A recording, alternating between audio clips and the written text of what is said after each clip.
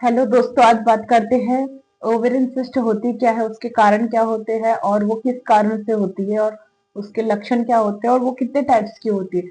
Ovarian cyst की बात करें तो ओवेरियन सिस्ट ओवरीज के आसपास पाई जाती है, जो पानी या फिर ब्लड का एक्यूमुलेशन होता है पाउचेस के रूप में। मोस्ट ऑफ जब लेडी में पीरियड आते उसके बाद पाउचेस का फॉर्मेशन होता है, सिस्ट का फॉर्मेशन होता है, जिसमें ब्लड के साथ साथ ब्लड या फिर फ्लूइड का एक्यूमुलेशन होता है, जमा होता है। उस कारण से सिस्ट बनती है। फॉलिकुलर जो सिस्टिस होती है वो मोस्ट ऑफ ठीक हो जाती है। जो फिजियोलॉजिकल सिस्ट रहती है वो ठीक हो जाती है, और जो पैथोलॉजिकल सिस्ट होती है वो ठीक नहीं होती है, उसमें मेडिकेशन लेना पड़ता है और सर्जरी एक लास्ट ऑप्शन रहता है।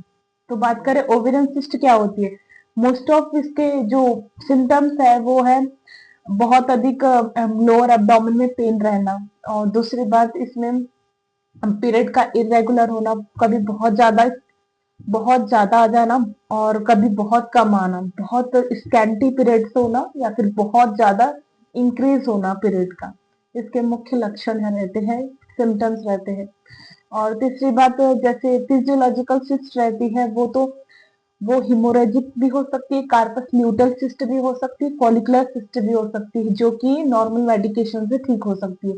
जो पैथोलॉजिकल सिस्ट होती है वो पैथोलॉजिकल सिस्टिस जो रहती है वो थोड़ी डेंजरस रहती है, जो सिंपल भी रह सकती है और कॉम्प्लेक्स भी रहती है। जो सिंपल रहती है वो नॉर्मली वन पाउचेस रहते हैं, जो कॉम्प्लेक्स रहती है उसमें अदर पाउचेस भी रहेंगे, मतलब ब्लड मिक्स भी रहेगा, नॉर्मल भी म्यूसिनियस फ्लूइड भी मिक्स रहेगा, सब कुछ मिक्स रहेगा। वो एक बेनाइन भी हो सकती है या फिर कैंसरस भी हो सकती है। Benign most of non cancerous होती है, ठीक है। जो कैंसरस होती है वो कैंसरस में कॉम्प्लेक्स सिस्ट के अंडर आती है, ठीक है।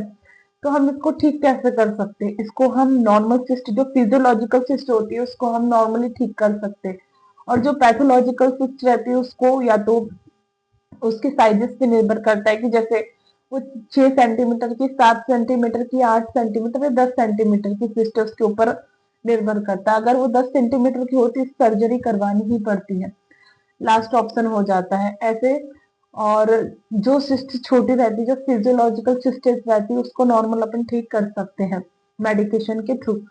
तो ये जो सिस्टेस रहती पैथोलॉजिकल सिस्टेस रहती है तो उसको हम मेडिकल ट्रीटमेंट द्वारा ठीक नहीं कर सकते। इसमें एक मार्कर टेस्ट होता है CA-125 करके मार्कर टेस्ट होता है, जो कि ट्यूबर या फिर कोई भी सेल्स जो कैंसरस सेल है उसको डिटेक्ट करने के लिए होता है।